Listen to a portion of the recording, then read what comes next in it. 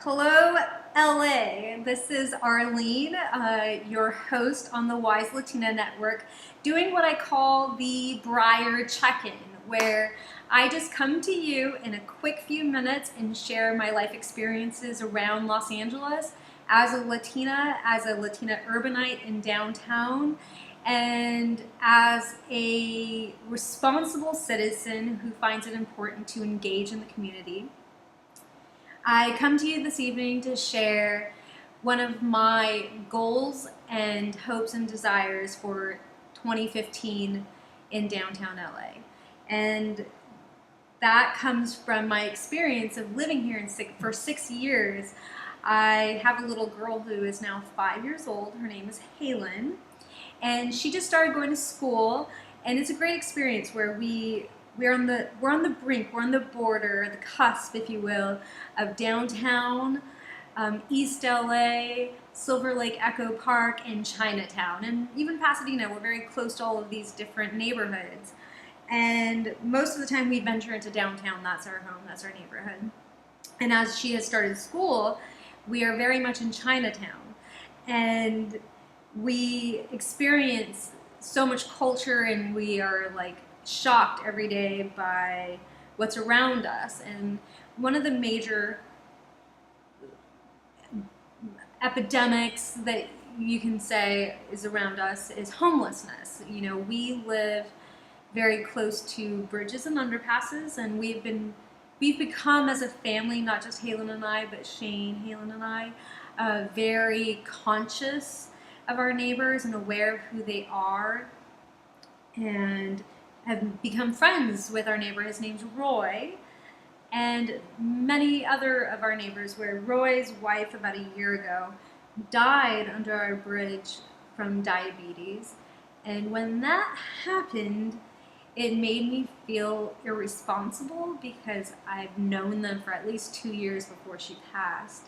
And I would feed them like lunch or dinner, or Shane, I'll send him with a sandwich, or Halen even, the greatest part of this whole story really, has become very aware. I remember one day we were driving and we were passing by the Da Vinci underpass, and she was like, "Mommy, why are all these people outside?"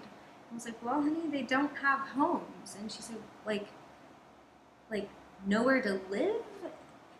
And I was like, yeah, like they live here, and they don't have food and, you know, clothing and the necessities to live. And I saw it click in her mind and register, and I saw her heart break the way that my heart originally broke when I saw homeless in the Philippines, in Cebu, Philippines to be exact, when I saw the homeless issue with the young boys there, and how it first broke my heart. I saw my daughter have that Filipino experience here in the United States, in Los Angeles, a place where dreams come true. And she was like, wow, like, well, I want to help them. Like, what can I do to help them? And, you know, as we drive by every day in and day out, or we even walk, she decided, I want to give them bananas. Like, I really want to give them bananas. And then we decided as a family, you know, we give them what we can, maybe not as much or as often or as precise, like if we were to be really organized with our giving. But lately, my daughter gets free food. Her school district, all the kids get free food. So she always comes home with her carrots, which she used to love carrots before school, but now apparently, like, she's sick of them.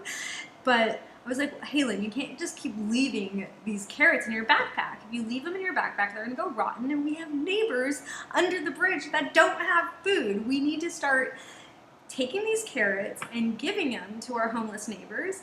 And maybe we can even, because Shane went and bought these like 12-pack of like glass bottles and reusable caps and juice with them. I was like, oh, there's our idea. We can take these carrots from these kids' school lunches that they're not eating, or at least Halen's for now, and juice them with some ginger, because that's healthy. It can really clean out people's systems, and we can start there. We can start as a family feeding juiced carrots to our neighbors in our underpass as a way to show them that we care and that they're not forgotten, and and to show myself and others that every little bit helps.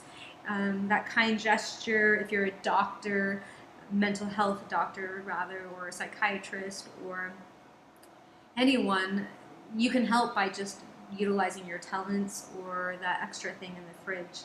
Anyway, I don't want to preach or go on, but my check-in was about homelessness and my pledge to be a downtown LA Latina Urbanite that not only says I care, but shows I care with my family's musings.